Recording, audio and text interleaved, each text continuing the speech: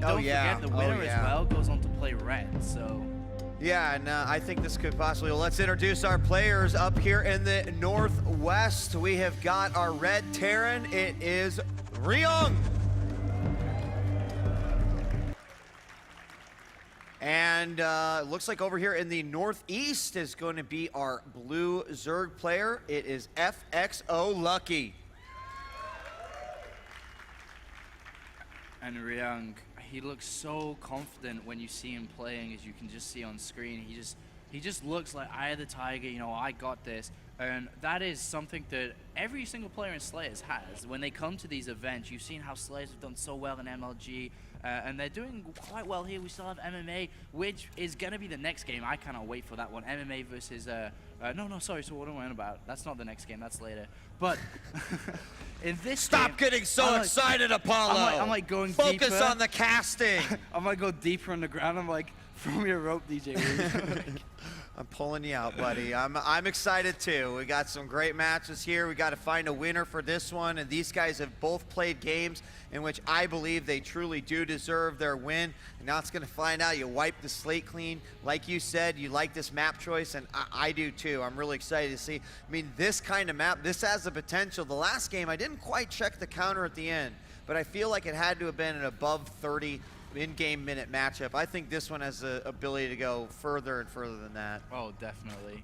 The kind of Zerg opening on here is the same on every single map. You're just going to go hatchery first. Because of the barracks change that increase the time, you don't really have to be scared of aggressive 11-11 barracks that are not going to hit you and you won't have the spawning pool out. So we can even see Lucky here going up to 16 supply. I really doubt he'll go to 17, but we haven't. Well, he actually is going up to 17, and it's extractor first. So the spawning pool is going to be rather late here, but he knows he can. I mean, he's gone in with the drone. He's seen the refinery. He knows there's not going to be any super early aggression. There could still be a Reaper, but the way that the barracks and the supply depots are placed, you're not really going to see a Reaper expand here. Yeah, I think it's a good decision. You know, again, of playing Zerg, it's a lot about cutting corners, and in these particular cases, cutting a few corners, it can cost you the game. But in this situation, I really feel like Lucky has the ability to go ahead and cut and drift around as many of those corners as he possibly can.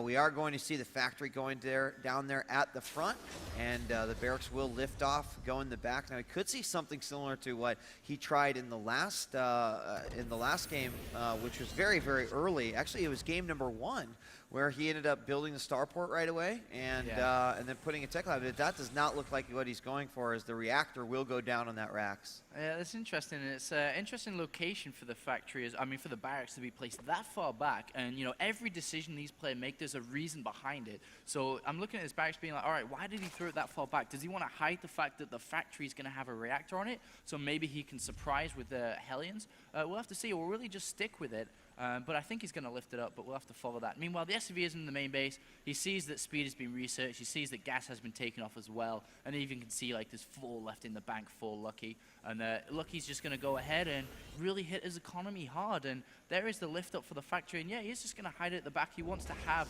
probably the command center down here, and then he can easily wall off with supply depots later on. Yep. Yeah, so he's going to go ahead and throw down the tech lab there on the racks. Is starting to get out of the first couple of Hellions. And meanwhile, the first Lings are out chasing away that pesky SCV. The speed is on its way, and Ro16 is going down here.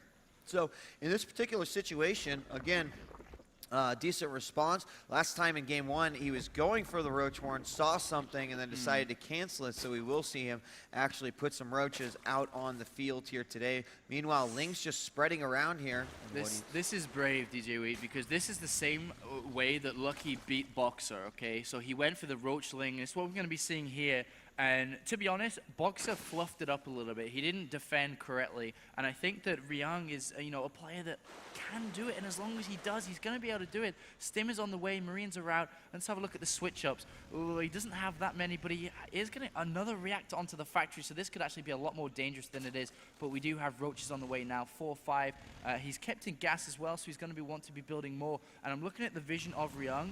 And the way that Lucky's been playing, he's going for 2 base spires. So it wouldn't be surprising if Ryung had no idea this was coming. Well, and the Hellions just doing the dance up at the top. The initial Roaches are now out with 3 more on the way. Few Lings, of course, the Spine Crawler as well. He's just trying to grant himself as much vision as he possibly can there. The starport's going down, and we do have the 2 racks going up over here on the other side. So I mean, something to keep in mind with what he could possibly push out with. There are a lot of Roaches though on the way, and immediately reaction from those Hellions. And bunker 1 goes down. He needs to throw down a second bunker as well. We have 18 Lings in production. This is it for Lucky. This is his chosen path to go into the round of 8. Will he be able to do it here, DJ Wheat?